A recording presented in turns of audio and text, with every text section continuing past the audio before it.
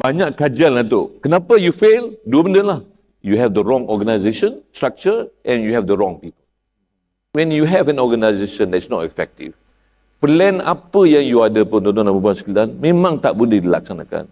It's not about the plan, it's always about the execution.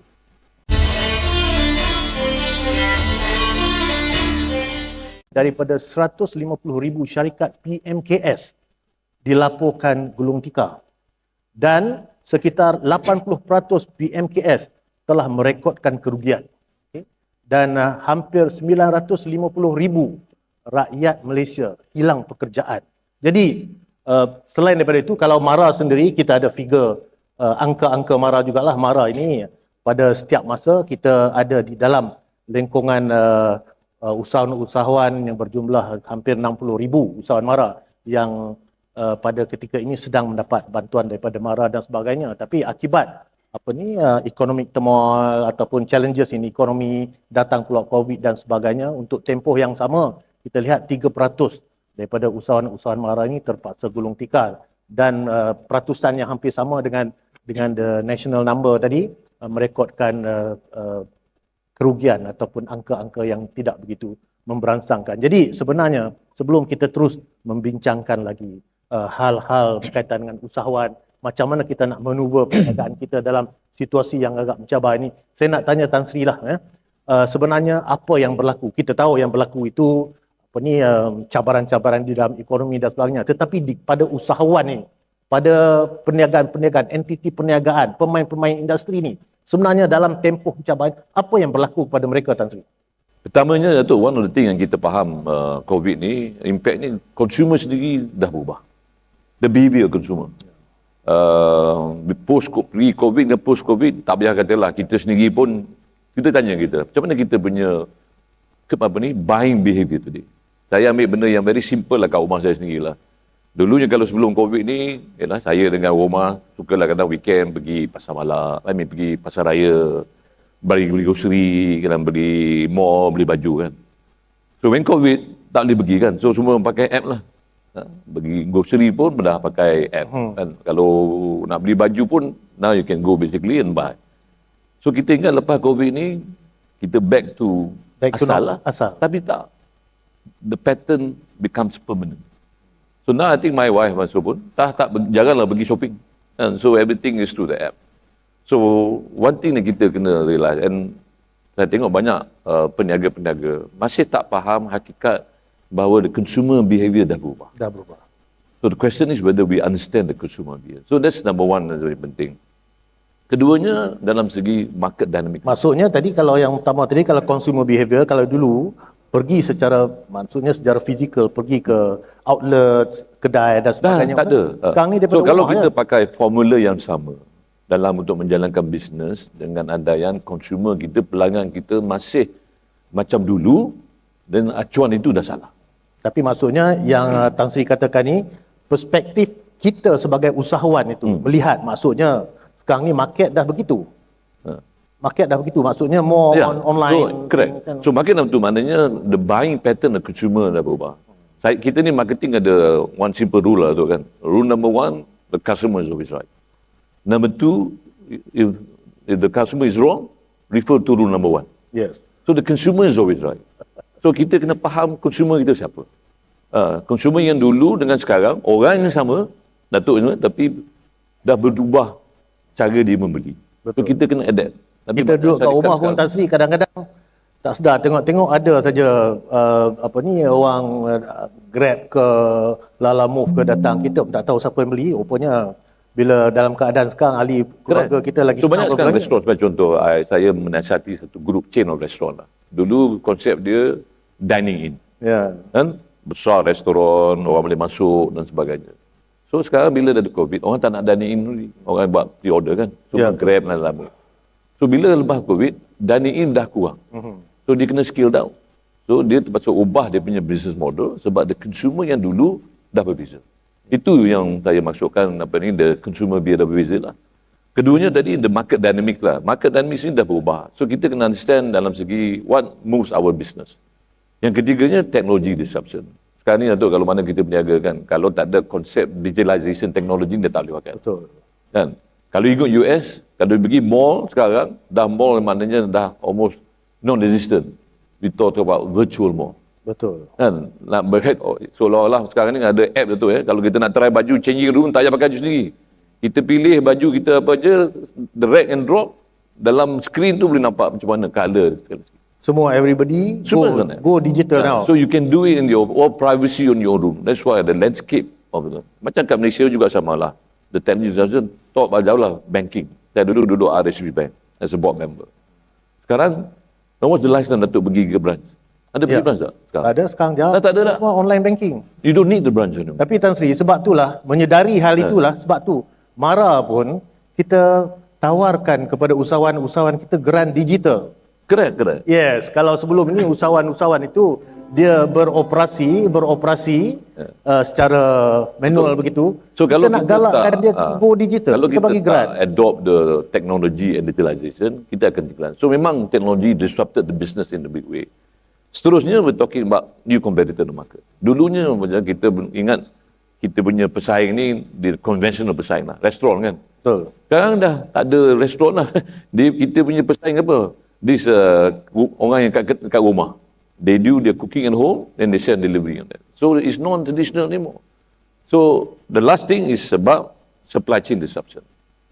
Kita masa saya kita ada we have a company within Dinex dekat Kulit yang buat semiconductor.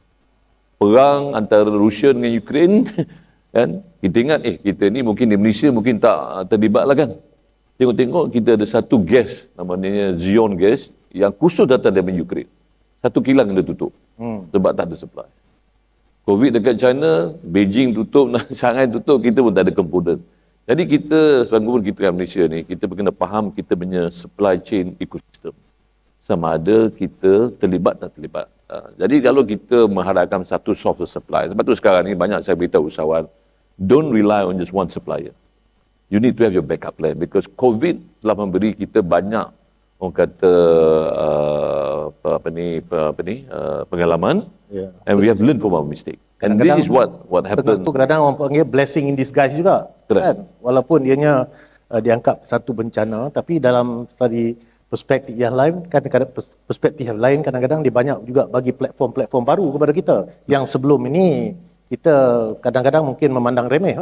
Ya, kita benar remeh, tapi kita ingat tak apa. We take things for granted. Walhal kadang you cannot take just understand, you need to understand beyond your supply chain. Dari mana asal? Kemungkinan dia datang daripada syarikat di Kuala Lumpur, dari Malaysia, di mana. Tapi dia punya raw material datang di mana. So kalau kita tak faham ekosistem kita, kemungkinan kita akan will be affected by this supply chain lah. Itu satulah dalam segi impact. Tapi yang saya nak berkongsi bagi ni sedikit adalah apa yang kita tak buat dalam apabila kita melalui COVID lah. What the companies fail to do. And this is typically mistake banyak usahawan. Pertamanya apa dia? Kita gagal untuk buat adaptasi yang cepat. Masih blur, tak buat, reinvent the wheel, susun balik strategi, masih, in denial lah, dan banyaklah salahkan orang, salahkan ini. Dia tak buat adapt sendiri. Maknanya daripada tadi kita tahu apabila berlaku cabaran di dalam ekonomi, berlaku perubahan landscape dalam pasaran, cara consumer behavior tadi misalnya dah berbeza. Tapi kita pada usahawan ni lambat untuk adapt. Lambat untuk adapt. Maknanya kita tak kata prihatin dengan ekosistem yang ada. Keduanya dalam segi kurang pahaman customer. Sebagai contohlah, lepas daripada COVID, dan sebenarnya good example lah. Kita buat survey di Petronas. Lepas COVID ni, apa behavior orang datang sesi minyak? So sebab dia dah datang kurang pada, tak masuk dah kedai mesra. Dia ambil minyak, dia keluar. Lain pada dulu COVID kan. So kita dah faham, orang kata behavior pelanggan di kedai Petronas. Dan apa yang kita buat? So sekarang ni tuan-tuan mungkin tengoklah, kalau pergi sesi minyak, Petronas, banyak dah ubahkan kedai mesra yang ada hitam, ada mesra kafe dan sebagainya. Sebab customer dah besar. So our job in Petronas, macam mana nak pastikan pelanggan yang datang isi minyak, dia terasa nak masuk dalam kedai mesra. Sebab dulunya dia masuk, lepas COVID dia dah tak masuk sebab dia rasa, sebab dia dah beli banyak dekat rumah, online delivery, dia tak masuk dah. So that's what I meant by understanding the consumer behavior. So banyak kita yang tak faham. Yang ketiganya tu yang nanti saya nak berkongsi adalah, ada slide tak nampak. Slow in teknologi. Tadilah kita bilang, yang kita maklum tadi, teknologi ada tapi dia tak adapt teknologi dengan cepat. Digital, aplikasi dan sebagainya. Kemungkinan kekangan daripada usahawan ni tak ada dana. Tapi baguslah macam tadi Mara ada bagi keran. Ada bagi. And a lot of excuse yang dengar ni kata kita tak tahu teknologi. And kita jangan buat sendiri. Cuma kata tak ada duit nak buat programming. Kata you don't have to do your own technology. You can adopt proven technology. Jangan buat teknologi yang sendirian, nak develop app yang sendiri. Baru nak develop dan sebagainya. Sebab dalam pasaran ada. Dah ada banyak teknologi yang pilih saja. Pilih saja yang lebih sesuai. I think that's the thing. Yang keempat adalah kita tak manage kita punya supply chain. Supply chain.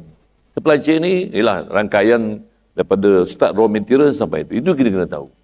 If you don't manage the supply chain, dia tak akan sampai. So for example lah kalau usahawan nak beli sos ke, nak beli sayur, dari mana datang ni sos dan sayur? You have to go beyond the supply chain. Bila kita supply chain ni, kalau bila COVID, ini yang keduanya dalam segi people don't supply the food to you, keduanya dalam segi cost yang akan meningkat. Tadi saya bersembang dengan Zari tadi kata one of the problem about usahawan kita is the cost of doing the business. The cost of raw material dah naik. Jadi kalau kita tak manage our supply chain, that cost of material akan masuk dalam kita punya margin dan kita punya profit akan turun. And that is something that you need to manage. Yang keturunnya yang rasa banyak yang syarikat atau yang gagal nak buat ini adalah dia maintain the current business culture lah. Maaf dan cakap kadang-kadang kita pun faham kan, the Malay culture lah. Saya tak bukan remeh. I think the reality is kita tak boleh kadang-kadang berdaya saing dengan orang yang bahasa Cina. Kerana dia punya culture berbeza. Agile, cepat bertindak, kan, very aggressive. Tapi kita kadang-kadang masih business usual lah. Maknanya the sense of urgency ni tak ada. Agensi nak berubah dalam segi tak ketara. Bos mungkin bercakap tapi kat bawah ni masih tak apalah. Asal aku ada gaji, lebih kurang tak lebih kurang. I think that's something that's better. Yang seterusnya sekali yang saya nampak lah, COVID ni yang banyak syarikat gagal, dia tak nak berkolaborasi dengan orang. Dia refuse to collaborate. Aku sendirilah, aku tak nak bekerjasama dengan aku punya competitor. Kadang-kadang kalau saya banyak kajian dulu masa saya kat Proton tu. Saya buat kajian bisnes dari negeri Taiwan dengan Korea. Kenapa vendor-vendor dia berjaya?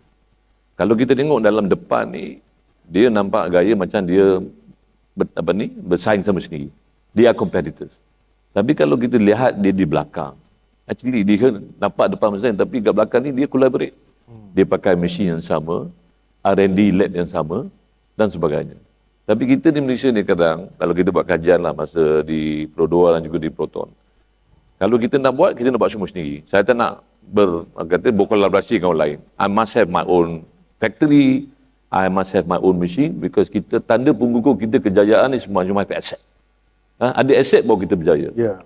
Kan? Actually it's not about having asset. You need to make sure that you are competitive in your business. Sebab tu Tan Sri memang kita selalu dengar orang kata yang membezakan antara seorang dengan seorang pemimpin itu adalah kebolehan mereka untuk melihat sesuatu itu dalam gambaran yang lebih besar. Jadi macam Tan Sri katakan bila situasi itu menjadi begini, jadi ada kita dalam market kita, dalam industri ada macam-macam perubahan berlaku dan seolah-olah semua itu adalah sesuatu dots lah.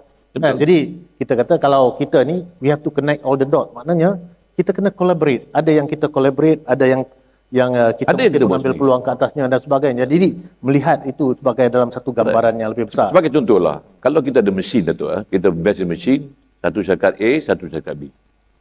Sekarang kita ada dua mesin yang sama. Mungkin duduk 500 meter lah daripada kedai masing-masing kan. Tapi sekarang ni lepas COVID, saya operasi mesin saya 25%. Syarikat ni dioperate the mesin dia about 25% capacity contoh. Tapi kalau kita operate sendirian, kosnya masih ada. When saya cakap maksudkan collaborate ni, bermakna okeylah macam ni, kita berbincang. I shut down my machine, I give my volume to you. So I now operate my volume at 50% capacity. Yeah. Kan? Bila I operate dia, saya pun untung saya punya cost, dan saya pun untung saya punya cost, I don't have to have manpower. Itu bermakna kolaborasi. Tapi kadang-kadang kita tak boleh. Tak boleh. You are competitor, my competitor. I cannot collaborate. Tapi in Taiwan dengan Korea, they don't care about this. Dia tak kisah. Asalkan kita boleh berjaya saing. Betul. So ini orang kata mentality yang kadang-kadang kita terlampau angkuh dengan I need to have my own asset, I must be in control. And the reality is today post-COVID ni, saya nampak kita kena tengok macam mana kita boleh berkolaborasi dengan lebih orang kata berkesan. Okey, Tan Sri, tadi itu mungkin apa yang Tan Sri bincangkan itu mungkin dalam keadaan sekarang ni tadi Tan Sri menceritakan itu mungkin banyak contoh-contohnya untuk usaha-usaha mungkin bersaiz sederhana, kecil dan sebagainya. Tapi mungkin ini dia nak tanya, kalau usaha-usaha mikro ni, yalah, tadi kita cerita pasal teknologi, kolaborasi dan sebagainya. Tapi mungkin ada sebahagian dari penonton kita ni perniagaannya masih lagi bersaiz mikro. Kalau usahawan mikro ni, macam mana mereka, apakah tindakan-tindakan atau fokus area mereka untuk menjadikan bisnes mereka lebih sustainable, Tan Sri? Okey, mungkin nak menjawab soalan saudara tadi. I think before we kena buat perancangan lah, mana syarikat pun sama ada you are SME ke micro. I think yang penting kalau dah ada perniagaan yang kecil, kita kena lihat yang pertama, what is the strength of your company, of your business. Kekuatan dan kelemahan, kita nak buat apa-apa mendatuk, kita kena faham dulu lah. Contoh, if you have a product, you must understand what is the strength of your product. What make your product different from others, kalau ada perbezaan lah. I mean, kita kan nak jual barang-barang mana datuk pun, kalau salesman pun, you must know the strength of our product dulu. Both the strength and the weakness. Itu penting.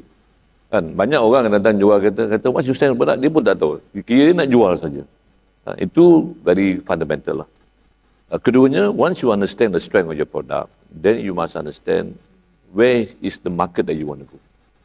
Market tu kita kena clear dulu. Kadang-kadang kita nak jual semua orang. No. You nak jual, is it for the Malays, for Muslim, for Chinese, male, female, orang muda, orang tua, kena faham siapa kita punya customer.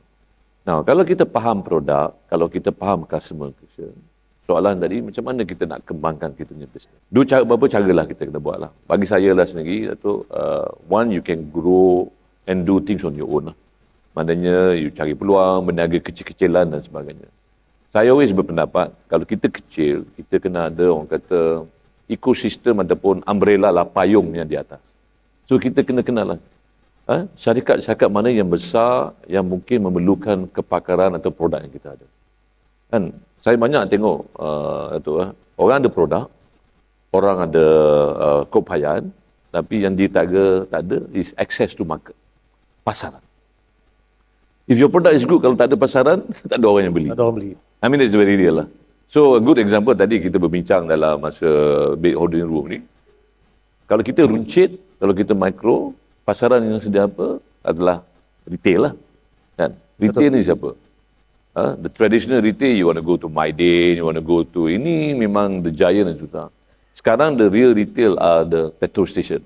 Petronas, Shell dan sebagainya. Dan mereka ni ada program khusus yang boleh membantu usahawan-usahawan mikro untuk memberi peluang dia untuk buka pasaran. Tapi before you go ni, you must know your product lah. Mesti produknya betul, competitive, good quality dan sebagainya.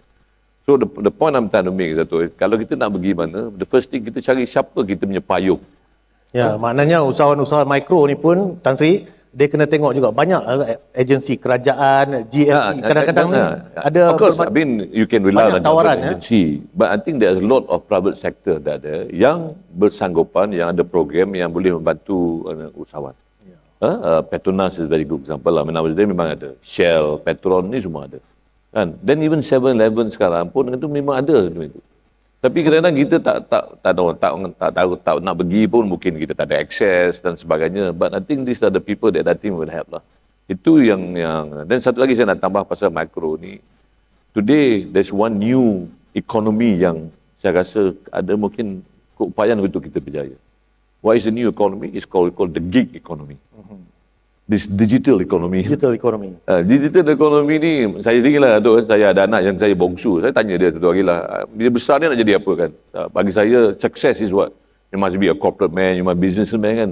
Dia tak. Dia punya success to him is, his computer and his keyboard. Tan Sri dah sebut macam-macam cabaran yang ada yang berlaku apabila berlaku keadaan ekonomi yang tidak menentu, datang pula COVID dan sebagainya. Walaupun ini saya ingat satu perkara yang memang agak common dibicarakan sebelum inilah. Tapi sebenarnya Blackstock kita pada hari ini bukan saja nak fokus mengenai apa berlaku semasa COVID dan sebagainya. Yang pentingnya sekarang ni sebab kita tahu semua PMKS, usahawan-usahawan, pemain industri, semuanya sekarang ni bertungkus lumus untuk bounce back. Untuk bounce back selepas berlakunya menghadapi cabaran-cabaran di dalam ekonomi semasa ini. Jadi untuk bounce back tu kadang-kadang orang sebut then you have to revive your business. You have to revive your business. So actually what should we do to revive the business nanti? Okay, masih tu. I mean, yelah. Sekarang ni COVID pun dah lepas lah tu ya. There's no more kita nak blame COVID, blame everybody. I think sekarang ni the best thing is how do we go forward. So I just nak kongsi sikit lah tu. I mean, I've done this a few masa I was Petronas bersama, sekarang buat dinner. How do you then revive your business? I think one of the thing that we need to do in reviving the business is, pertamanya, kita kena review balik kita punya plan and our business strategy. Kan? Orang yang dah biasa yang macam Mara pun, I'm sure you have a business strategy kan. Business strategy ni yang dulu kita buat mungkin untuk pre-COVID, is no longer valid. So the best thing to do ni kita review balik. Dalam segi kita punya business plan, both short term and long term, our financial numbers, our marketing strategy, our product strategy dan sebagainya. I think it's very important. Take the time. Jangan menandang pen remeh benda-benda macam ni. Banyak orang buat sambil lewa business strategy. The reality, if you plan it well, insyaAllah your execution becomes easier. Tapi if you do not spend time in the planning, then it becomes very difficult. Itu yang pertama. Yang keduanya, you also have to review the business process. Kadang-kadang ni banyak kita punya business process ni dah lupa. Orang kita, sorry, old age lah. Yeah. Maknanya nak buat approval saja kena sampai 5-6 signature. Why do we have to have so what we call business process yang menyusahkan kita buat keputusan? Saya sekarang pun senang kita buat bisnes cara lama lah. Jangan lama. I mean, saya sekarang memang contoh lah. Saya ahli Majlis Agama Islam Hafiz Tuan kan. Nak buat satu keputusan ni kena bagi banyak komiti. Saya kata macam mana kita nak ke depan? Kan? Walhal kompetitor kita ni satu keputusan je. We can decide one day. Cepat. Dia nak keputusan 1 hari. Kita ni nak keputusan 2 bulan. Saya kata how you going to compete in the market? Because kita punya business process ni bukan untuk memudahkan tapi untuk menyusahkan. Siapa yang create business process ni bukan Allah SWT tu. Kita sendiri yang buat kan. Betul. Kan hukum Allah kita tak boleh ubah, hukum manusia ni semua boleh ubah. Boleh. So jangan kita bagi alasan any organisation itu kita boleh ubah. Itu yang kedua. Yang ketiganya macam tadi, validate balik siapa your customer. Who is really your customer? Like I tadi mention tadi, the customer that you have before and the customer today are totally different. Bentuk aja nama, rupa nama yang sama. Tapi dia punya needs and demand pun dah berbeza. Very clearly. I mean, sebagai contoh, the healthcare today lah. Yeah. Saya sekarang lepas COVID tu, takut nak pergi hospital. Phobia of the hospital kan. And when saya pengurusi hospital Pusrawi dan Majlis. So kita dah tahu, kita punya consumer pesakit kita dah berbeza. So how do we then change to make sure that they are more comfortable, process be easier to them. So kita kena valid. Itu bukan orang yang beli. Pesakit pun ada cita rasa yang berbeza. Yalah, betul lah, daripada bagi hospital itu, pesakit itulah customer dia. Right. So we have to go out and region. So that's what I mean by revalidating your customer. Yang keempatnya yang kita kena buat, kita kena validate balik kita punya cost of operation. Apa cost kita yang tinggi macam Cost operasi ya. Cost operasi. Typically itu dekat mana perniagaan itu nak berada, sewa, berapa pekerja yang ngam lah dengan pengalaman saya lah tu. Dalam kita tengok kos operasi ni, cost of goods show, yang paling cost yang paling tinggi apa dia? Cost management yang kadang-kadang kita kena lihat. Kadang-kadang kita bayar benefit banyak-banyak, tak boleh macam dulu dah tu. We have to trim down our expenses.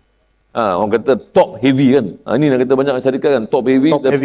Top heavy is on your economy. Tapi kita kena buat lah. Sebagai contoh lah. Sekarang macam Dinek sekarang, dulu every exec director ada satu secretary. Semua ada secretary. Tak betul kita buat ni kan. So sekarang 4 director share 1 secretary. Apalah, kita bukan bayar secretary kita gaji yang sama. Kita tambahkan secretary. Tapi kita seorang. Boleh buat kerja 4 orang. Tak ada masalah pun.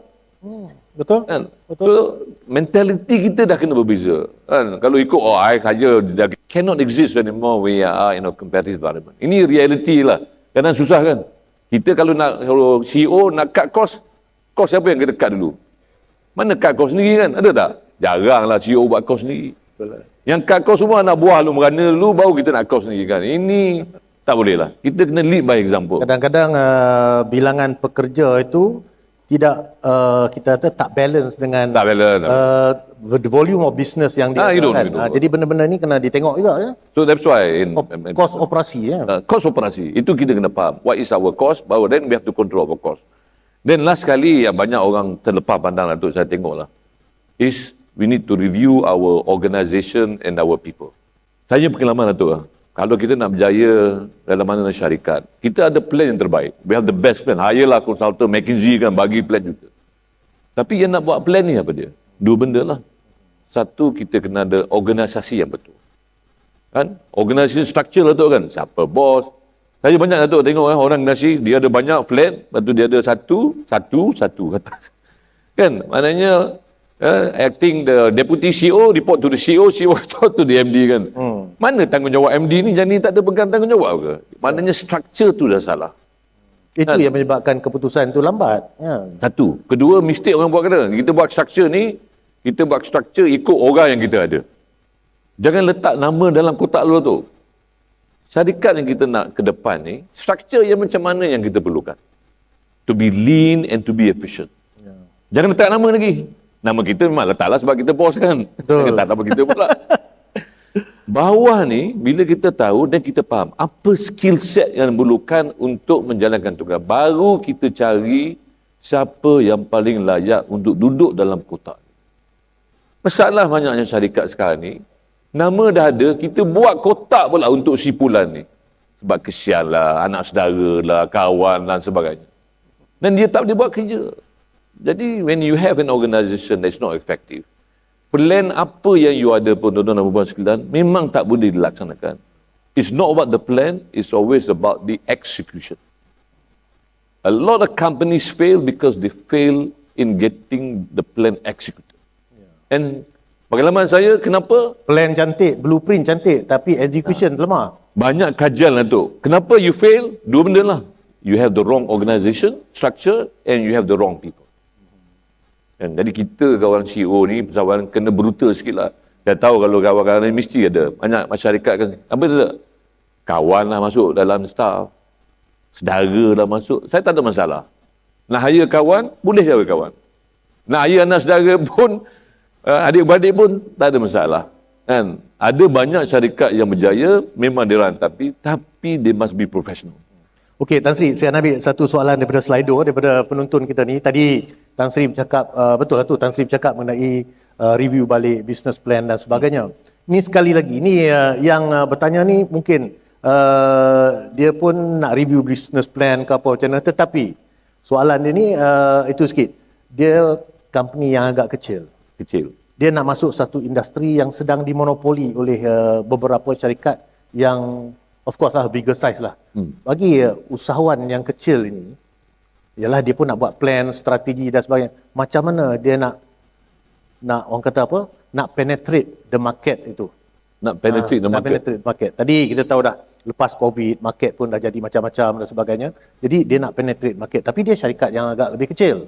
Jadi biasanya untuk syarikat-syarikat kecil macam ni, apakah mungkin pada pandangan Tan Sri strategi-strategi yang lebih sesuai lah untuk syarikat. Tadi kita bercakap pasal structure, business structure dan sebagainya.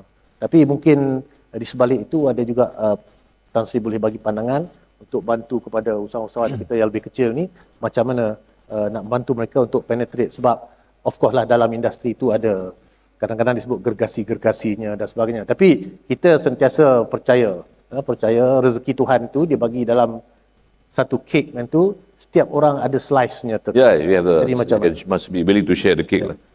Okay, I mean ni perkara yang selalu diperkatakan lah tu kan.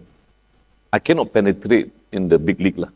Because I'm a small player, company is not very big, financial is not very strong. And normally orang atas ni jarang bagi peluang new people to come into the niche lah, because everybody is a competitor lah. I've been in that situation once before lah.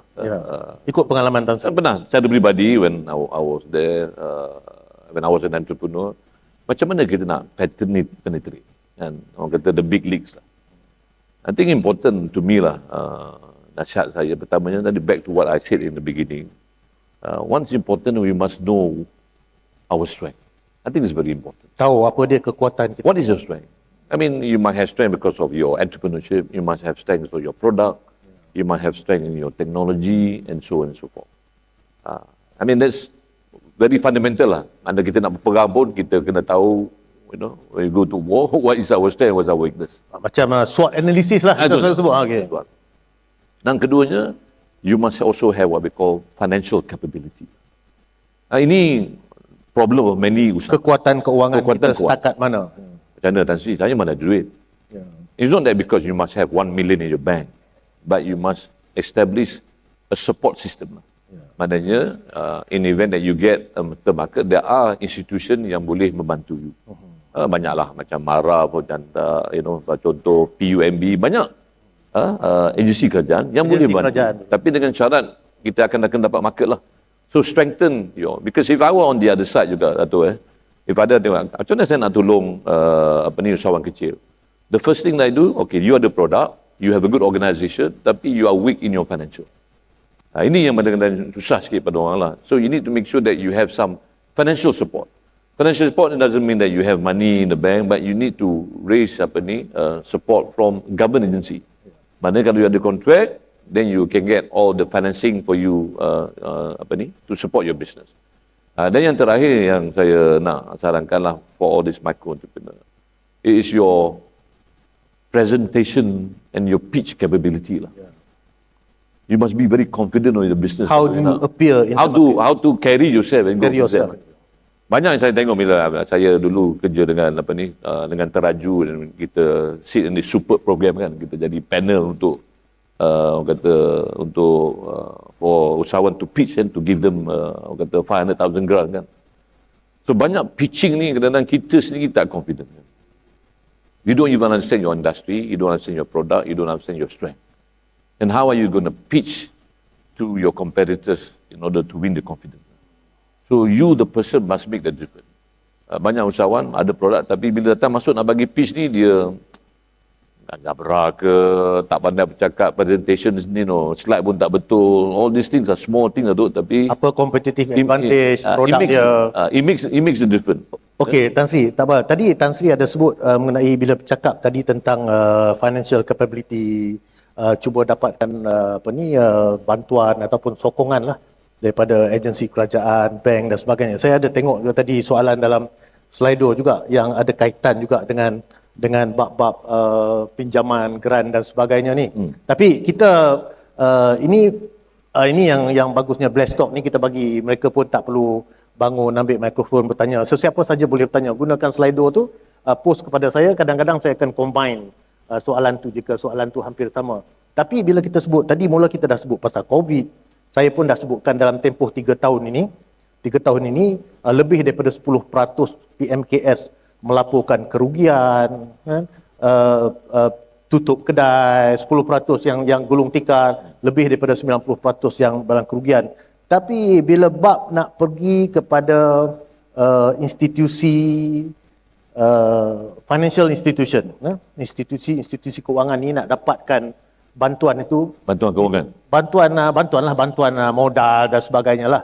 Ini bila pergi ke institusi keuangan ni nak dapatkan bantuan modal dan sebagainya, masih nak tengok akaun 3 tahun yang menunjukkan untung. Macam mana ni? Kan?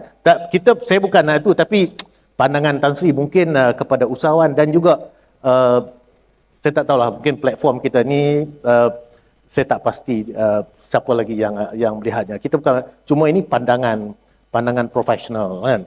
Bila tu nak tengok 3 tahun untung dan sebagainya, tadi baru cerita zaman ekonomi mencabar ni, company tak untung dan sebagainya. Jadi akhirnya kecewa. Akhirnya kecewa sebab tak dapat tunjukkan 3 tahun kebelakangan ni tak tunjuk untung. Jadi tak dapat. Tak rekod lah.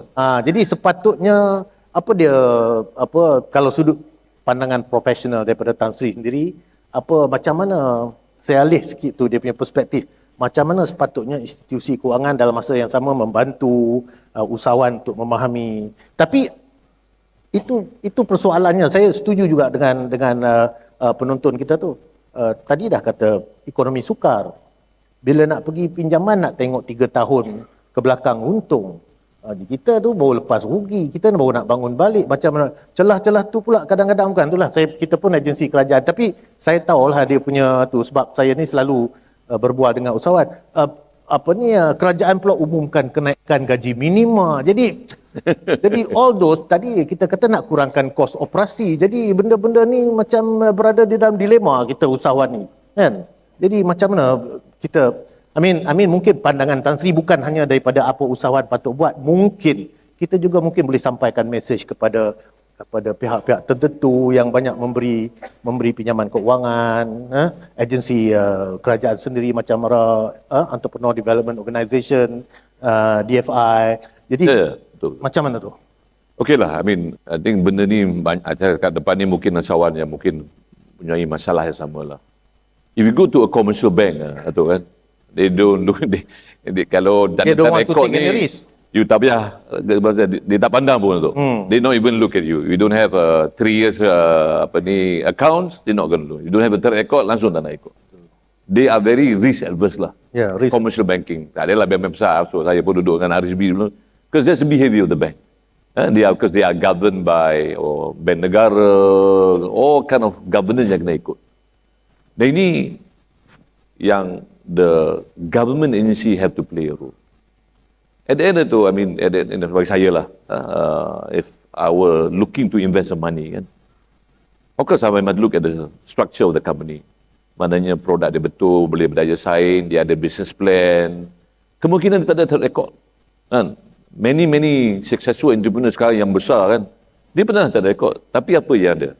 Dia ada dia punya confidence and desire tu. This entrepreneur dalam individu ni yang kadang-kadang kita kena ambil some risiko sikit. Kalau syarikat, kalau kerajaan tak nak ambil risk, kan, mana ada usahawan yang akan boleh timbul. Maknanya yang ambil risiko apa? Agensi kerajaan? You have to me lah, that's why venture capital ni, but you have to take some risk. Kan? And kadang risk ni, kadang you berjaya, kadang tak berjaya. Tapi saya bukan nak kata lah, dalam Malaysia ni, bank pun baik, government agency are very risk adverse. Very risk adverse. And this is where I think people like Mara should come in, people like PUMB should come in, people like Pernas should come in. Kan? Fundamental ada. Jangan ambil risk produk pun tadi itu risk orang kata membabi buta lah, kan. Tak boleh lah. But when you have the right product, when you have the market, the only thing that you have is a track record. Let's take a chance to this particular entrepreneur. And if nobody is going to take a chance to him, siapa yang akan bantu dia? Siapa yang akan bantu entrepreneur, kan? Ini orang kata pergi alung lah sebagainya, kan. Ini yang ada masalah sebab tidak ada ekosistem yang boleh support. This is where, in my view, the government must play a role through the agency. Tapi kadang-kadang agensi pun behave macam private sector bank juga tu. Itulah tu. Tak nak bagi risk, tak nak apa. So, that's why a lot of people complain. In Malaysia ni, is not a good environment for a startup company. Startup company cannot thrive in Malaysia. Dulu lah, sekarang dah berbeza. Banyak venture capital under the government yang ada, orang kata, appetite to invest. Singapore, ekosistem untuk membantu idea-idea baru perniagaan dan sebagainya. Sebab tu this is where I think today the country needs that ecosystem. Government, lot of government agency take the risk and invest. But of course kriteria kena ada lah. Takkan akal aja dia nak pergi minta duit, itu tak menasabah. Pun tak boleh juga, kan? Itu tak menasabah. Itu memang I don't encourage lah. Do not take that kind of silly risk. But when you have a good product, then all you don't have is what? You don't have a track record. Because you're COVID. I think let's have some faith in the entrepreneur, in the person lah. Okay. Kan? Kadang-kadang bisnes kita tengok the person lah. Kalau nampak semangat, kita berpercaya, kan? And so I think that's, I believe lah, kan, dalam segi from my point of view, is what the government should do today. And I think kalau government and Mara should take that lead role and start giving opportunity to real entrepreneurs that akan berjaya lah. InsyaAllah kita ambil risk kot. Kalau zero means no pain, no gain, kan?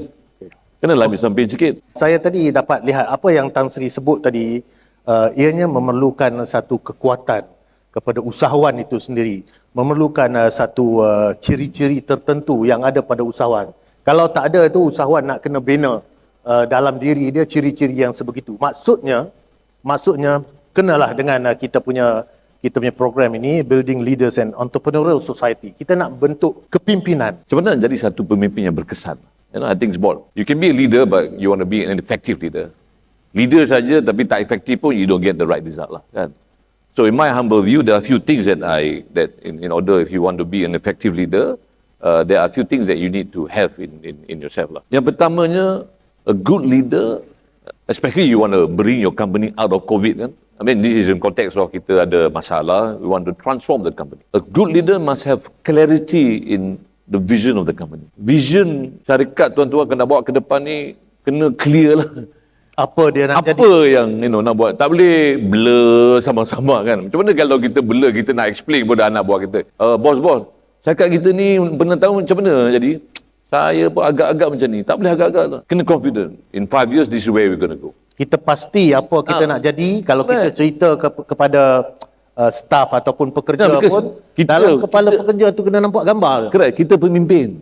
So kita nak gambarkan mana kita nak pergi yang jelas pada itu. Kalau kita tak clear, macam mana kita nak explain kepada anak buah kita? I think that must be number one, clarity in vision. Keduanya, to be a leader, ini pernah tuan-tuan mendengar lah. You have to walk the talk lah. Orang kata cakap kena cuba bikin lah.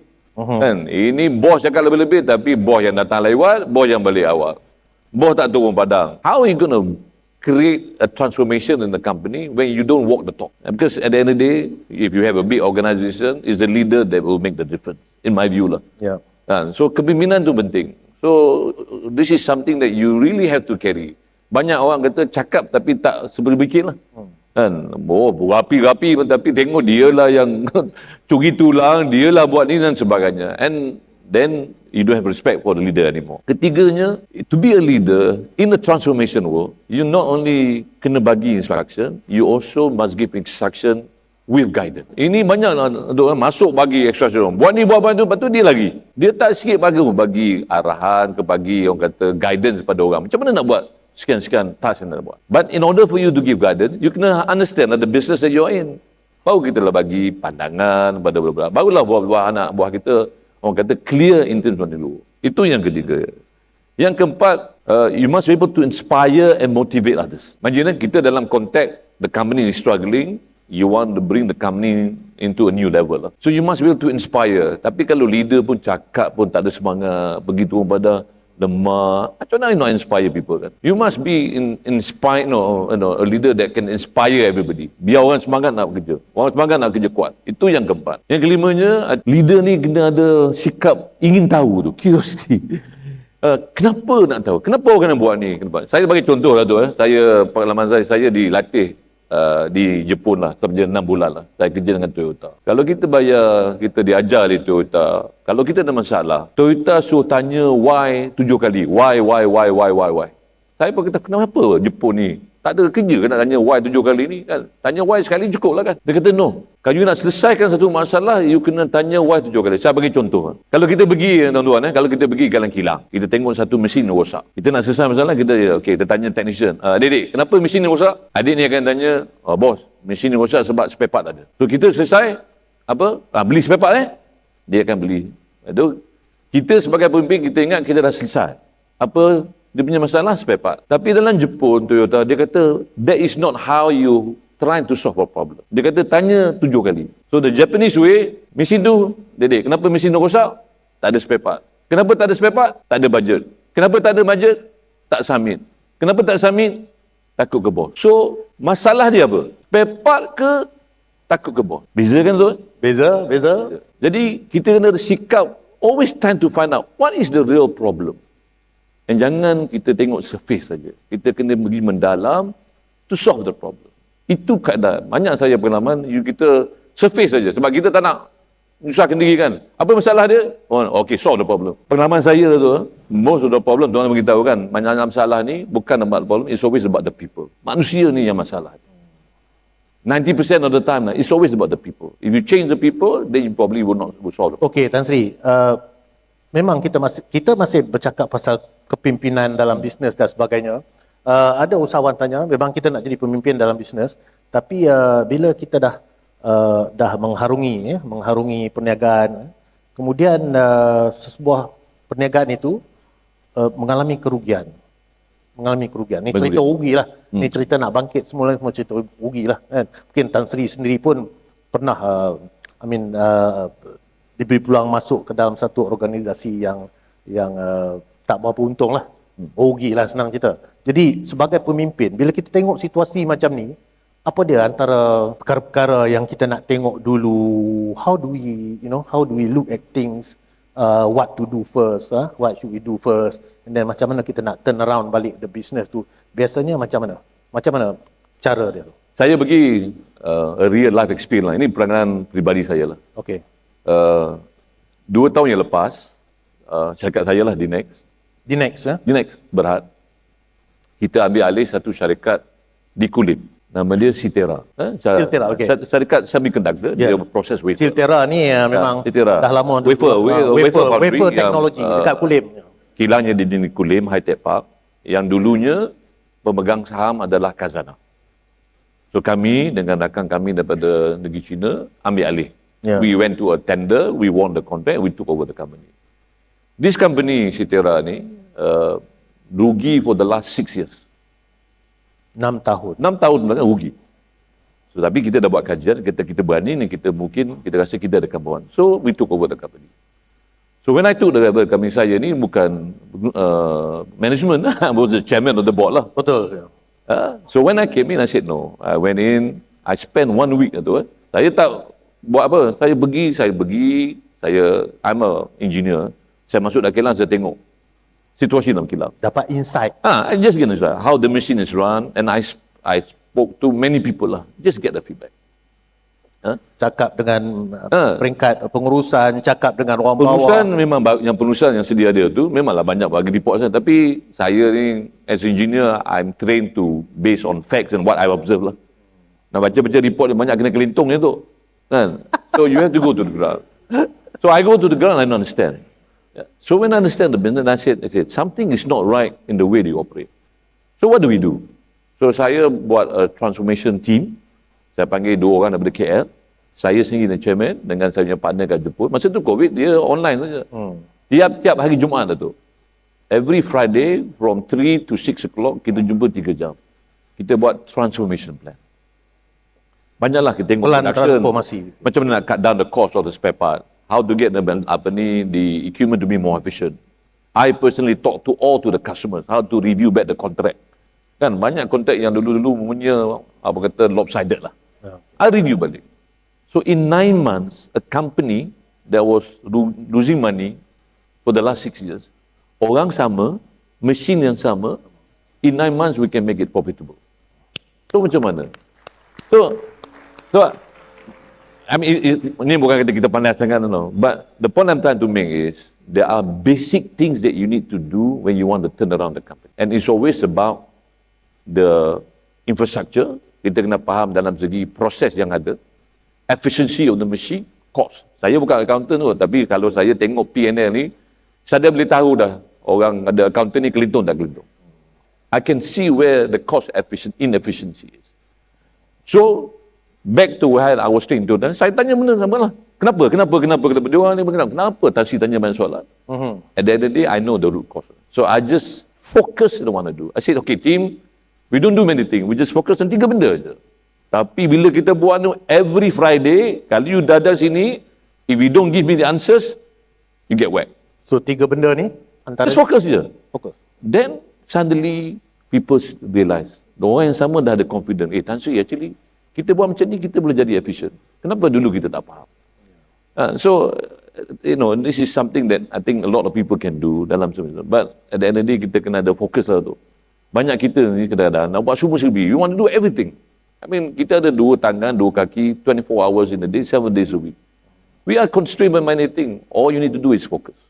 Yeah, Maknanya sama ya Tan Sri, tak kira saiz perniagaan itu macam mana. Tapi bila tadi itu persoalan tadi itu apabila kita berdepan untuk menguruskan satu entiti perniagaan yang mengalami kerugian sebelum ni daripada tahun ke tahun, beberapa tahun. Kan kita macam tadilah kita cerita daripada COVID dan sebagainya itu saja dah 3 tahun kan. Betul. Tapi bila kita masuk tu macam mana kita nak tengok perkara dan sebagainya, macam And one pengalaman Tan Sri tu. one of the thing yang penting Datuk is back to this point number one, effective communication. Effective communication.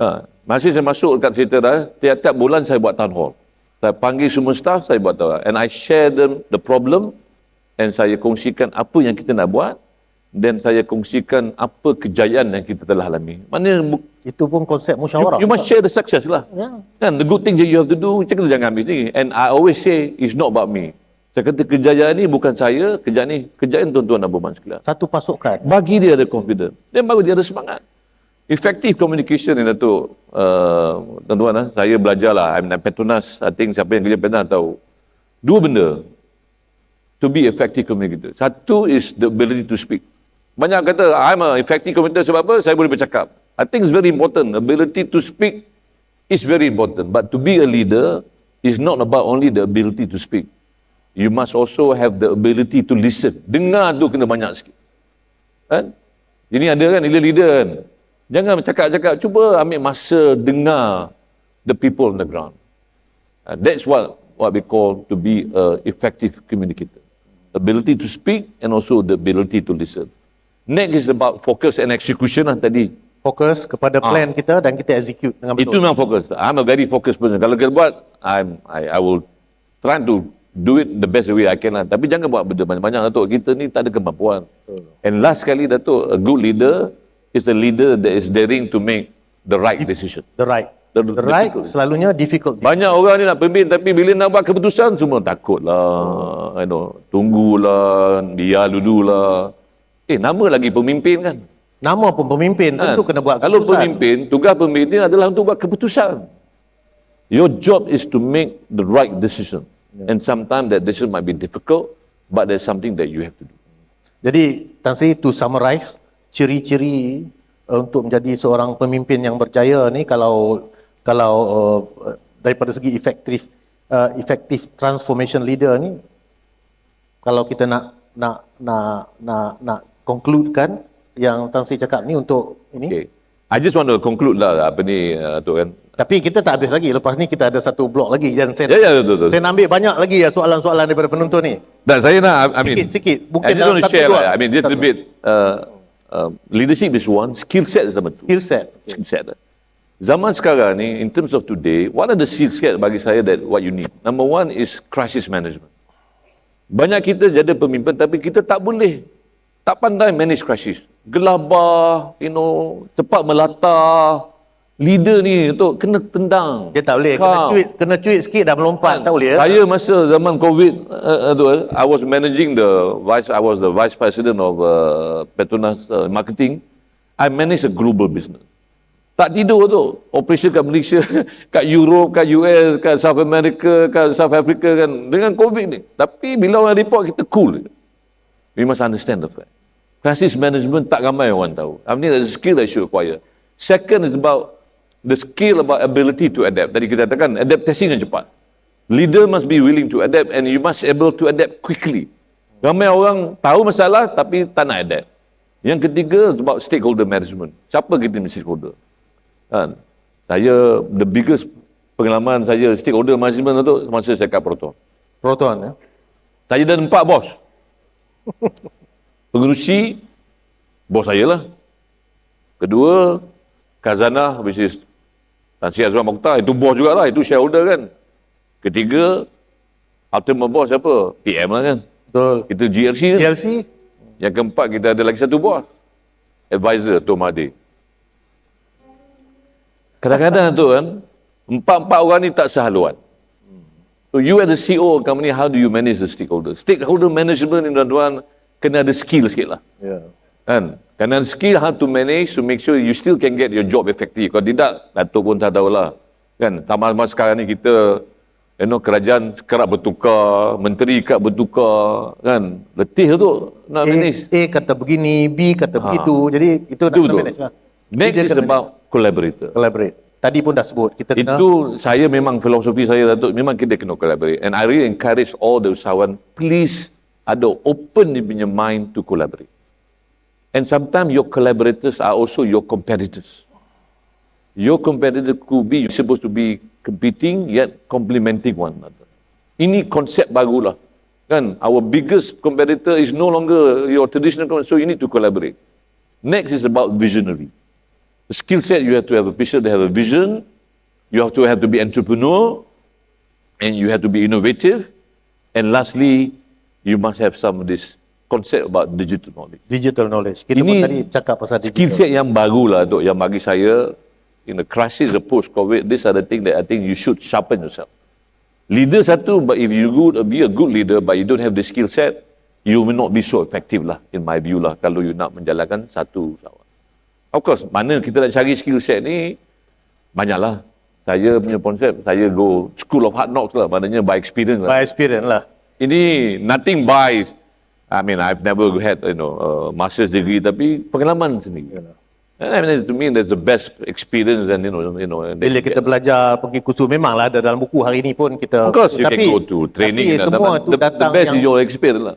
The best is through of course, experience lah. In that experience, sometimes you make mistake. I mean, kalau orang tanya saya, banyak buat kesalahan, I make many bad decisions lepas.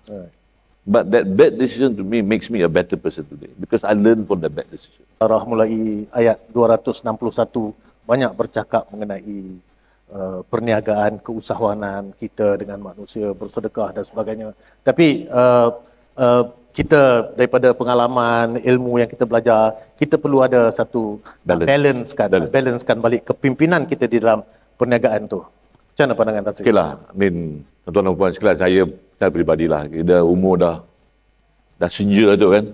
Kita kena, dunia fikir tapi akhirat baru kena, jangan terlupalah. Tapi bukan saja orang yang umur senja dek. Ni tapi kawan kita yang muda-muda pun lah. Jadi patut kita selalu kena berfikirlah berjaya di dunia ni. Selalu kena ingat. Ya.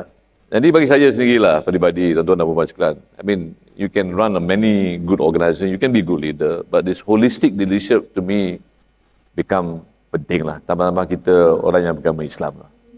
Saya nak berkongsi sikit apa dari segi pengalaman, ciri-ciri yang kita ada, orang kata aspect of Islamic leadership. Pertamanya, kita kena jalanilah pemimpin yang ada ihsan, empathy. Banyak saya tengok pemimpin kadang bukan, some the non-Muslim are more empathetic than the Muslim themselves. Kadang-kadang lah saya lupa. Kan? Nama pemimpin tapi kita tak ada ihsan langsung. Bila orang ada kematian, ada kesulitan, langsung tak bagi orang break. Kan?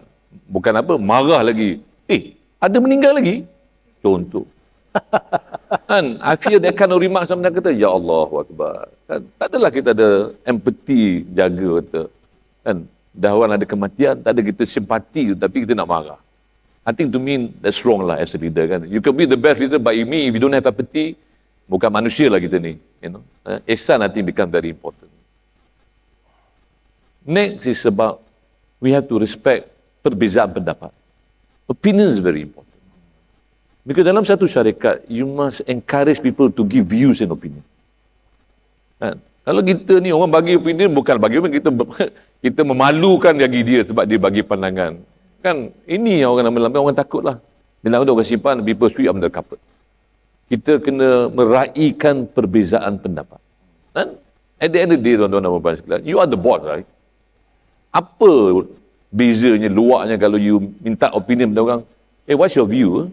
What's your view on this? Tanya je.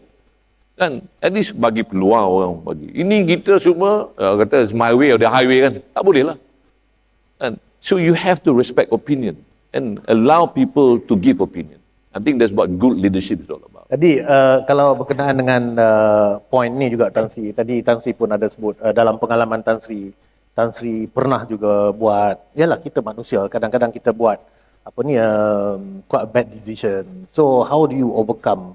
You dah buat bad decision, maksudnya tersilap dan macam mana. Tapi sebagai pemimpin dan yang kita ni beragama Islam, macam mana you overcome balik? Overcome? Ya, bila kita nak buat bad decision tu, macam mana kita nak perbetulkan balik keadaan dan sebagainya. Tentu dah buat bad decision ni, tentulah ramai daripada staff kita berkata, itulah dulu orang dah cakap dah. Tapi benda-benda macam tu. Tapi sebagai kita ni sebagai leader tu, macam mana kita nak betul? The first thing tu kalau kita buat keputusan dia kan, pertamanya mengakulah you buat salah. Mengakulah. Ini masalahnya dia buat keputusan tapi tak mengaku. Dia salahkan orang lain dulu. Banyak orang macam ini hal yang salah. Kan? Saya paling pantang satu. Good leader kan, masuklah, imagine kan, you ada tuan-tuan masuk board meeting kan. Dia masuk board meeting, dia bawa anak-anak bawah dia present to the board kan. Dia CEO. Bawa anak bawah report dia kan. Tapi bila anak bawah dia buat presentation salah, bukan dia defend, dia marah pula. And because you don't admit your mistake, you in denial susah. Yeah. Ini orang kata apa, ada ego lah tu. Ya. Ego ni tuan-tuan yang kita orang Islam kena tone down your ego. Itu pun tak align kalau dengan That's the apa yang first saya thing lah. katakan. Admit your mistake first. Memang saya, kalau saya salah, I'll be the first to say, I was wrong in making a decision. Sorry. Itu yang penting. Itu penting. Starting point tu, aku dulu. Then, find out what went wrong. Then kita tengoklah mana yang buat keputusan. Mungkin kita buat keputusan yang salah, sebab kita punya advice yang kita dapat, fact kita data is wrong. Kan? I think that is to me fundamental lah, tapi jaranglah tu orang yang jadi CEO, MD ni kata aku yang salah kan. Aku salah ni susah Jaranglah. Kan? Dekat marah ni semua macam semua lain lah kan. Kat marah tu Luar bagus. Yang ketiga tadi honesty. Honesty. Honesty, kejujuran dia penting lah. I think as you must be jujur. I think integrity is very key lah. Yang keempat is kita kena ada konsep infak balik. Kita dah bagi kejayaan oleh Allah SWT. Kita dah beri amanah menjadi pemimpin. Gunalah kita punya kekuasaan dan orang kata authority untuk infak balik kepada masyarakat. Infak ni kadang-kadang orang kata infak is duit. Infak bukan duit tu. Infak tenaga, infak buah fikiran, kan? Idea, nasihat. It's all infak. Sebab tu saya kalau siapa-siapa tanya saya nak bagi talk, saya jarang saya kata no. Sibuk pun sebab saya fikir ini tanggungjawab saya. Ada Tuhan bagi rezeki, bagi pelamahan untuk apa? Untuk kita berkongsi. 3 benda yang kita boleh masukkan dalam kubur kan. Sedekah jariah, doa anak yang saleh, 3 ilmu yang memberi manfaat pada orang. Itu yang kita boleh cari lah. Yang kita boleh kontrol lah tu, agak-agaknya lah. InsyaAllah. Kan? So kalau kita ada konsep infak ni, kita kena infak. Infak apa yang kita bawa. Saya semua ni semua ada kekuatan. Itu yang keempat. Yang kelima ni, as-sabirin, sabar. Kita kena sifat sabar kan. Bila dari CEO ni tu kan, kena sabar. Ini kena diuji, lain macam kita kena sifat sabar. As-sabirin ini kena penting. Ini penting. Yang seterusnya, kita kena ada sikap amanah. Trust. Trust is something that you have to earn lah tu. Banyak orang kata, I'm the boss, you must trust me. Just because you're the boss, I don't have to trust you. Trust is something that you have to earn. Kan kita kena dapat the trust of our staff. Trust, respect, sebagai pemimpin. Be jujur, be honor. Kalau kita janji, kita tepati janji dan sebagainya, baru orang kata percaya kan. Ini bos ni, just because you please trust me. Trust macam mana? Janji you tak buat, I'm going to trust you to lead the organization kalau you do. So, trust is something that you have to. As a Muslim, ini penting. Key is your trust. Dalam marriage pun, betul kan? Kalau kita dengan isteri, kalau tak ada trust, habis lah. Pura-puranda rumah tangga kan. Trust is betul. Tanpa kita jadi orang yang itu pun sendirian berhad juga tu. Untuk pegang kepimpinan. Itu penting. Yang seterusnya dalam segi syukur. Syukur. Yalah, Allah SWT ni beri kita banyak kekayaan, kan? Kuasa, rezeki. Kadang-kadang kita, Alhamdulillah, syukur pada Allah SWT kan. Jadi kita ini, janganlah dari kita manusia yang, jangan jadi manusia yang tidak bersyukur pada Allah SWT. Kalau Allah boleh tarik rezeki, bila-bila masa itu, kita yakin, Dato' Ashraf boleh bagi talk about this lah. Lagi orang bagi ilmu. Tapi syukur ni penting, tapi kita jarang. Kita bersyukur lah. Malu duduk masjid, Allahu Akbar, bersyukur pada Allah Ta'ala. Itu yang kita, bila kat masjid, dalam board meeting ni jarang lah. Kan? Kita kena remind. Tell our staff that rezeki yang dia ada ni bukan kita pintar. Saya pernah masa kat Saproton tu kan, I used to tell my staff. Kita fikir kita buat kereta yang baik, orang beli and all that. Tapi kita tak faham bahawa yang beli kita ni sebab Allah SWT buka pintu orang untuk beli kita. Kalau Allah kunci orang, kita bagi free pun orang tak ambil kita tu. Betul. Itu konsep yang kita kena faham. Kan? Kebijaksanaan kita bagi, tapi Allah yang boleh memudahkan segala urusan. So sifat syukur kena ada. Yang seterusnya Tansi tadi ada sebut pasal syukur. Kadang-kadang bila kita dah buat kerja tu dengan amanah dan sebagainya, kemudian kita dapat orang bagi kan. Jadi kebetulan ni saya terbaca ni ada sahabat penonton kita ni bertanya. Soalan dia kecil je Tansi. Saya sebelum ni bekerja dengan bapak saya. Bapak saya ni ada perniagaan Yuska. Yuska, okey. Yuska. Tapi sekarang ni bapak saya dah bagi kepada saya perniagaan itu. Bagi apa? Bagi perniagaan itu untuk dulu dia kerja dengan bapak dia lah. Sekarang Handover lah. Handover lah, kerja dah bagus lah. So handover. So bila tiba-tiba saya dapat perniagaan Yuska ni lah kan, dia kata, apa saya nak buat sekarang? Dah lah, terus je lah. Tapi kita tadi dah sebut ini sebab saya baca, saya menarik, saya terbaca soalan ni macam menarik pula. Kita cerita begitu begini, tiba-tiba dia cerita dia dapat bisnes Yuska daripada bapak dia. Tapi sebelum ni dia bekerja lah dengan Yuska tu. Tapi itulah sebab saya ternampak tu satu syukurlah. Tan Sri sebut syukur tadi. Itu masalah yang bagus tu kalau ayah bagi bisnes kan lah. Syukur jadi, tu. Tapi tiba-tiba dia dapat bisnes ni. Apa yang perlu saya buat? Dia kata. Dia simple lah, sikit je. Nasihatkan sahabat kita ni. Yalah, siapa? Kalau tak nak buat bisnes, bagi ke saya boleh lah kot dah. Ada pelawak je. Nah, pertamanya betul lah. Kena bersyukur kerana Alhamdulillah ayah yang bertanggungjawab bagi satu perniagaan yang kita boleh bawa untuk masa depan. Tapi fundamental ni, tolak ayah ke depan, kita tengok benda ni, benda yang kita ada kemampuan tak nak buat. Tak sepertinya sebab ayah bagi, kita try dah, tapi kita, jiwa kita tak ada. Itu penting tu lah. Yeah. Passion is also very important kan. Jangan buat sebab kita respect. Respect ayah tua, I think betul. Tapi kalau kita tak ada passion, umpamanya lah, si pula yang tanya ni, doesn't mean that you don't want to carry the business. You can get someone else to run the business for you, be more professional. Yeah. Kan? Because kalau kita ada passion ni, kadang-kadang, you know, when you are passionate about something, barulah keluar kita cantik, barulah keluar satu kerja yang baik kan. Tapi kalau kita buat kata sambil lewa kan, batuk di tangga, the end result bagi saya tak akan mungkin dia pun dah bekerja. Tak selari dengan jiwa kita. Dia pun dah bekerja.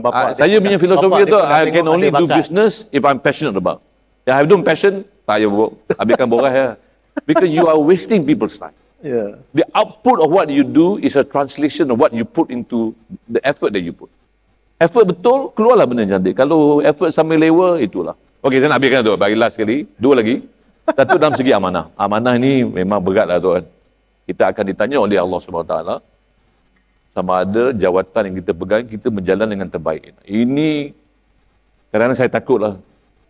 Saya sekarang ni, Datuk, ialah executive chairman or D-Next, okey lah sebab dia punya KPI dengan board of directors kan. Ya. Yeah. Cuba tuan-tuan jadi nazir masjid sikit dulu macam mana kata KPI kat mana. Ini yang saya rasa, people used to ask me, running a masjid is more easier or running a company easier? Saya jawab dia senang. Running a company. Running a company is easier. Jadi nazir masjid ni, aduh ya Allah, susah betul. Kan, tambah kita di Subang Jaya kan, saya jadi masjid dah lebih 12 tahun. It's not easy. Amanah tu you memang kena kuat lah. Ketekalan, you know, because you macam-macam lah. You punya jemaah ni, biru ada, hijau ada, oren ada, tu satu hal lah. Permintaan je macam-macam. Duit kena cari. Satu sen pun you tak pakai betul, you akan dijawab oleh Allah SWT.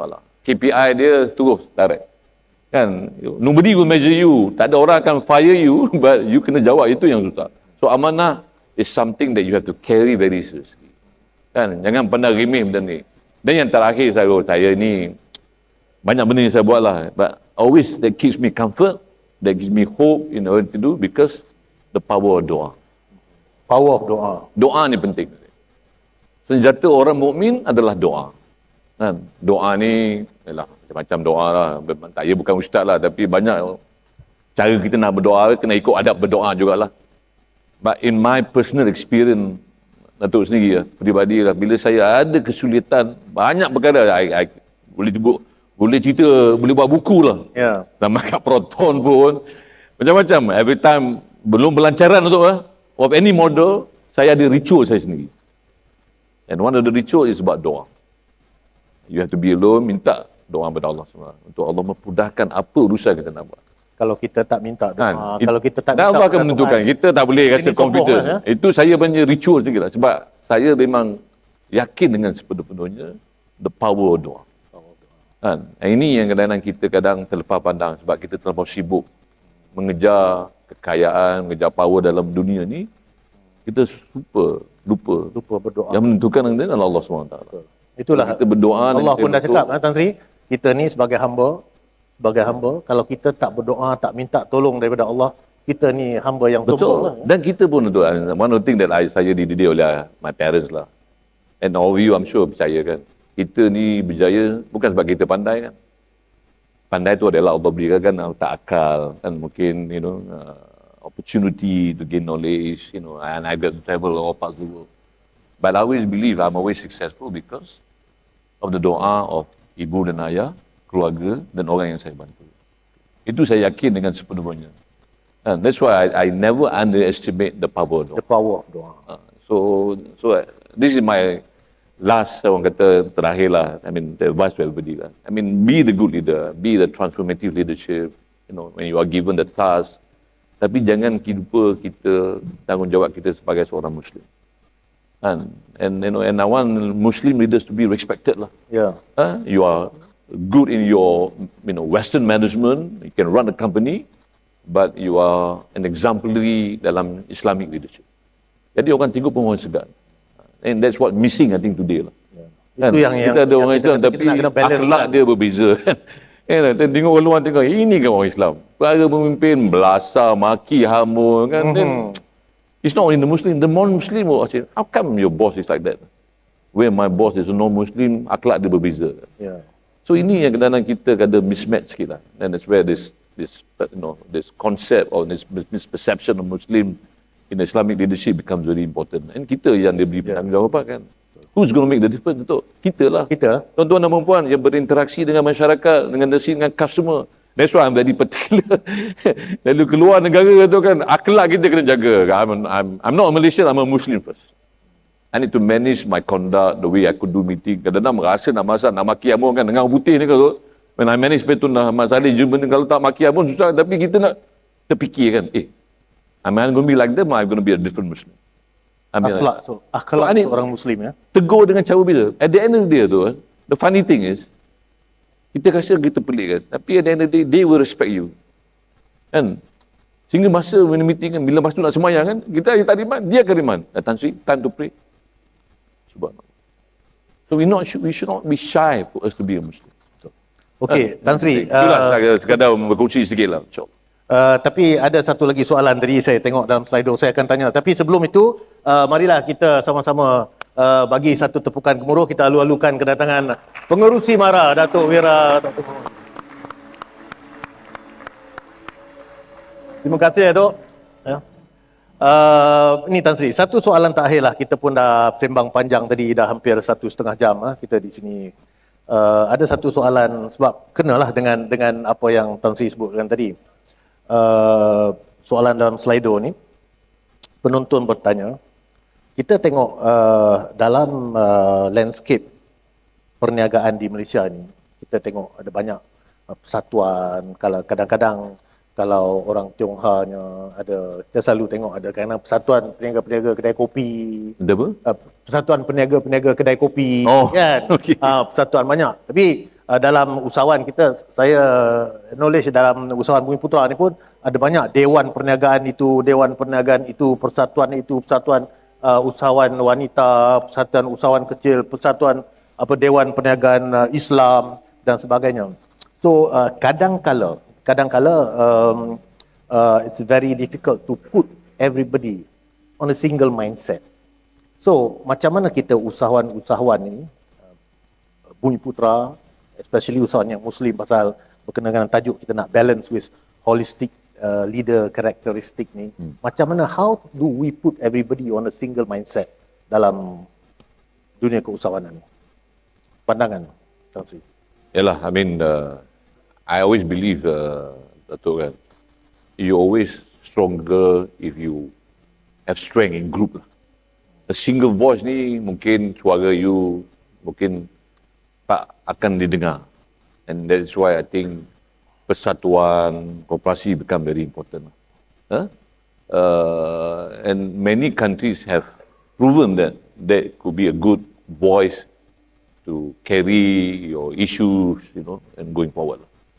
Tapi masalah yang saya nampak kat Malaysia ni, wallahualam ni, pandangan peribadi saya lah tu. You have good persatuan, but you have wrong leadership in persatuan. Kepemimpinan tu yang penting. And a lot of persatuan I see is always about you yourself, not about your members lah. So itu yang penting lah. Keduanya dalam segi how to get people aligned.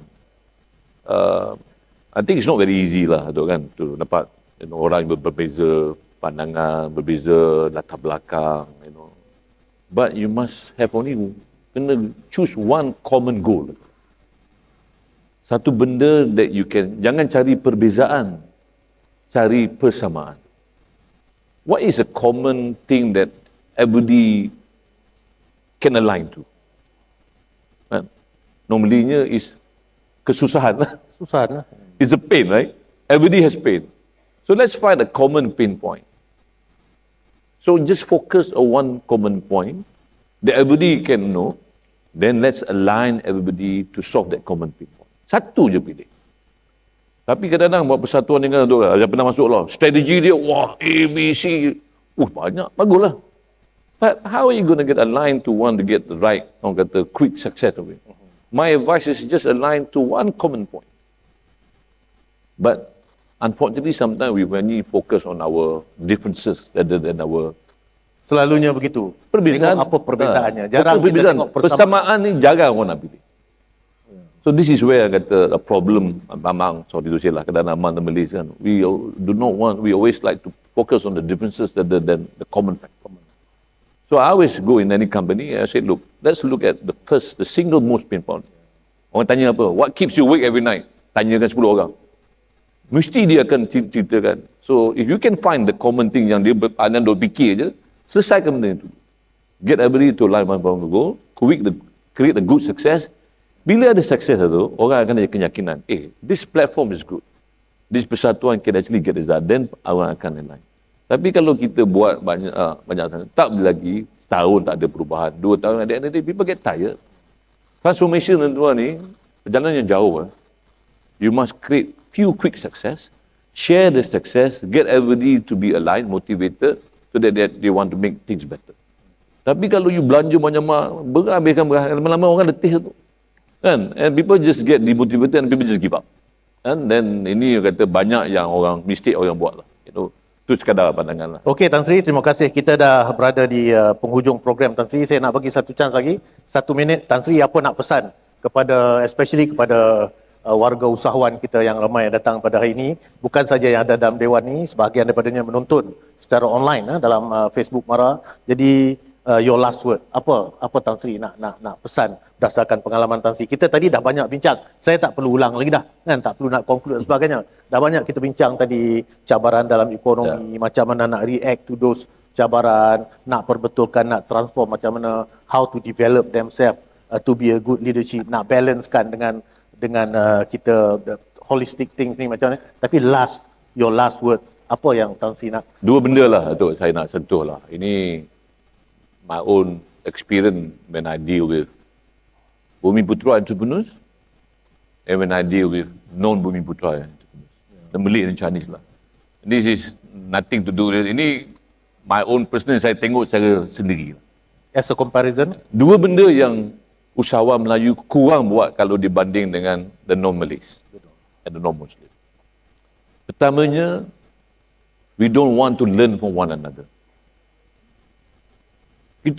Ego kita ni kena besar sangat tu kan, kita tak nak belajar daripada kesalahan orang lain. At the end of the day, apa berlaku? We keep on repeating the same mistake over and over again. Even dalam satu association ni pun kita tak nak belajar sama sendiri kan. Malulah nak bertanya, kalau aku bertanya nampak aku bodoh sangat, contoh. Ego. But when I interact with the Chinese, dia masalah, they will discuss. I want to learn from you. I want to learn. It's okay. Kan? Ini kadang kita sikap, kita tak nak belajar kesilapan. Kesilapan sendiri okey, sebab kita tahu kan, kesilapan orang pun kita harus belajar. So that we don't reinvent the wheel. Saya pantang reinventing the wheel. Because it costs a lot of money, waste a lot of time. Itu pertama yang saya nak sarankan lah. Kedua yang saya nampak sangat ketara between the Malays and the non-Malays dalam segi business is the willingness to collaborate. Kan? Saya dah sebut tadi kan, saya kaji kat Jepun, Korea dengan Taiwan. Kat depan tu kan, they are the most fierce of competitors. Tender submit, wah nampak macam tak boleh berjumpa muka lah. Contoh Tapi bila kita tengok dia punya kilang, dia punya, actually dia orang duk semua kamci semua orang. Share the same R&D, share the same machine. Dia kata, to them, dia tanya, why you do it? We compete, but we also know how to make a business. We want to be competitive. Masalah Melayu kita ni, sorry nak cakap lah. Kan? Cuma nak aku sendiri. Klasik improton lah. Pengalaman pribadi. Ada kilang Melayu dengan kilang Melayu. Saya kata, kenapa you tak boleh bersaing-saing? Kan? So saya pergi tengok. Kilang, mesin yang sama, dan tu kilang yang sama. Dua syarikat berbeza. Ini mesin pakai kapasiti 3%, 30%. Ini 25%. Macam mana Datuk? Kita dah pinjam duit. Sebab kata, kenapa you pinjam duit? Tak boleh Datuk. Saya nak build business, kena pinjam duit, nak beli mesin. Mesin kan berjaya. Ya. Okay? Make sense lah kan dalam segi kan. Bila dah ada, kata, kenapa you tak pergi kat syarikat kawan you sebelah tu kan? Kan dia ada mesin, kenapa you nak beli? Mana boleh tu? Dia kan competitor. Ego tu. Kan? The Chinese, they would not say, can I borrow your capacity first? So that daripada 25 naik jadi capacity. Kan? Tapi customer, two different companies. Tapi kita ni tak nak. We refuse to collaborate. For whatever reason lah. Saya pun kadang terkilan lah. Kenapa kita tak boleh collaborate? Sebab apa? Kita rasa kita nak berjaya sendiri and we are better than others. And I think the root cause bagi saya tu apa? Is always about ego. Ego Ini yang masalah yang ramai yang saya rasa kita. I mean saya pun yalah, dulu pun kadang ada tapi sekarang ego dah bawah sikit lah. Dah pandai tolak because ego will not make you successful. Semua tu based on pengalaman Tan Sri You tanyalah mana the global CEO today, why are they successful? Because they are active collaborators. They learn from other people. And that's what make people successful. Tapi kita ni kenapa masalah kita orang Melayu? Tak nak belajar. Bukan dalam dewan ni lah, kat luar sana kot. Kenapa? And this is the fundamental problem that we have got. Kena letak tepi benda-benda yang negatif tu, letak tepi, pandang ke depan dan semuanya I always positif. believe kita jangan underestimate kemampuan orang Melayu lah. I think we can be successful. There are enough success stories lah in this world. Okay, Tan Sri. Itulah. Terima kasih. Saya punya penguluran. Terima kasih. One last slide saya nak kongsi. You can say whatever thing, tapi at the end of the day saya nak share ni lah. Baca sendiri dan faham-faham sendiri lah. Kan? Sesungguhnya Allah tidak akan minta lah sesungguhnya Allah tidak merubah keadaan. You have to decide your own destiny. Keadaan yang ada pada diri mereka sendiri. You kena ubah you sendiri. You minta orang tolong tapi diri sendiri pun tak ubah. Tuan-tuan dan puan-puan macam mana nak ubah? Mintalah government ini tapi sendiri macam dulu juga malah nak bangun pajuk tak bangun, tolak pun tak, susah. Siapa akan bantu tuan-tuan? So you can say what you want, the change starts with you. I think that's fundamental lah, my last message. Itu yang penting lah. Kalau tidak, tak usah habiskan borai lah buat keperluan. Kalau you sendiri tak nak berubah, then I think it's not going to change. I mean, that's my personal view lah. Okay, terima kasih. Wallahu a'lam. Terima kasih Tan Sri.